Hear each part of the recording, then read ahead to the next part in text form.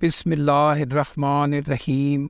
अस्सलाम वालेकुम नाजरीन, मैं हूँ Afzal Ansari, member Lahore tax bar association. आइए चलते हैं आज की गाइडलाइन की तरफ। जी, आज की वीडियो में हम डेप्रिसिएशन की कैलकुलेशन को एक प्रैक्टिकल एग्जाम्पल की सूरत में डिस्कस करेंगे। तो आइए शुरू करते हैं। जिस तरह आप देख रहे होंगे, ये पहला कॉलम है, इसमें हम एसेट्स लिखेंगे। डेप्रिसिएबल एसेट्स यानी वो नॉर्मली होते हैं जिनकी यूज़फुल लाइफ 1 साल से ज़्यादा होती है। और इसी तरह अगर हम एमोर्टाइज़ करते हैं, वो जैसा इंटेंजिबल्स हैं, एक्सपेंडिचर्स वगैरह हैं, प्री कमेंसमेंट है, तो उसका ये तरीक़ेकार थोड़ा सा डिफरेंट होता है। तो पहले हम इसे डिस्कस करते हैं। जी, यहाँ पर हम उसका नाम लिख लेंगे एसेट्स के। जी, उसके बाद उसकी रिटन डाउन वैल्यू लिखेंगे, यानी जिस तरह ये एक 1 जुलाई 2022 को है, तो 30 जून 2022 तक जितनी कॉस्ट होगी उसमें से हम डेप्रिसिएशन और इनिशियल अलाउंस निकाल देंगे, तो वो हमारी WDV आ जाएगी। जी, उसके बाद हम देखते हैं डिलीशन का एक कॉलम है। अगर कोई ऐसे डिलीट हुआ है, सेल किया है, और इसके बाद एडिशन अगर कोई ख़रीदा है। जी, उसके बाद हम देखते हैं कि ये extent of use in business, वो कितने % बिज़नेस में यूज़ हुआ है। जी, उसके बाद ये एक है इनिशियल अलाउंस। इनिशियल अलाउंस जो है वो प्लांट एंड मशीनरी को बिज़नेस में पहली दफ़ा इस्तेमाल करने पर मिलता है, जो कि 25% होता है। यानी 8,50,000 की मशीनरी हमने ख़रीदी है, उसके ऊपर ये इनिशियल अलाउंस हमें मिल गया है।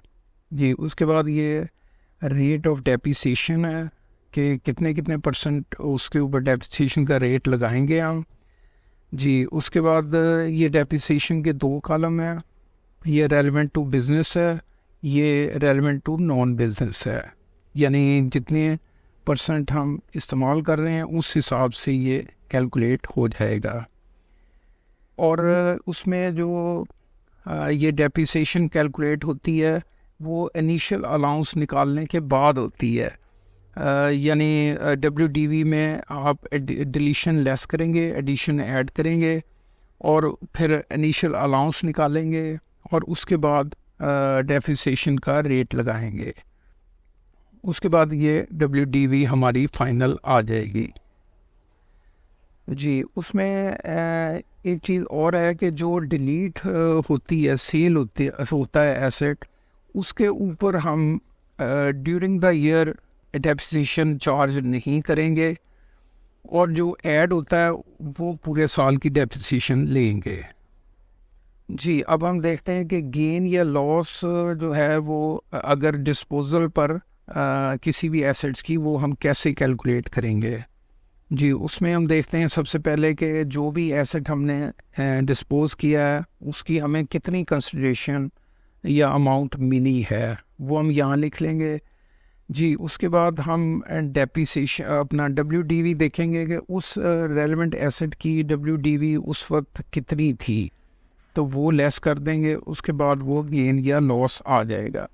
जी, इसमें एक चीज़ ये गौरतलब है कि जो इसका WDV होगा और ऐसा एसेट्स होगा कि जो पार्टली फॉर बिज़नेस और पार्टली फॉर पर्सनल यूज़ होगा, तो उसमें से जितनी डेप्रिसिएशन बिज़नेस को चार्ज हुई होगी कॉस्ट में से सिर्फ वो निकालेंगे। जबकि ऊपर हमने देखा था कि जो ये WDV है उसमें से हम टोटल डेप्रिसिएशन निकालते हैं, तो ये इसमें थोड़ा सा फ़र्क होता है WDV में। जी, इस तरह से ये गेन या लॉस आ जाएगा, और ये जो है वो जो इनकम या लॉस है वो chargeable to income from business को हो जाएगा। जी, अब हम आगे देखते हैं कि अमोर्टाइजेशन की कैलकुलेशन कैसे होती है।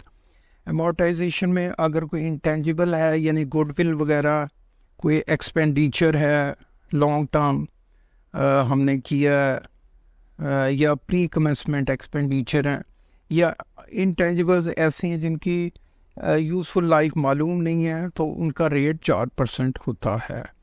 जी, जैसे ये इंटेंजिबल्स हैं, उसमें सबसे पहले हम देखते हैं कि उस साल के शुरू में उसकी WDV कितना है और रिमेनिंग यूज़फुल लाइफ उसकी कितनी रह गई है। फ़र्ज़ किया ये 5 साल रह गई है तो एक्सटेंट ऑफ यूज़ 75% है, तो अमोर्टाइज जो है वो इस हिसाब से होगा।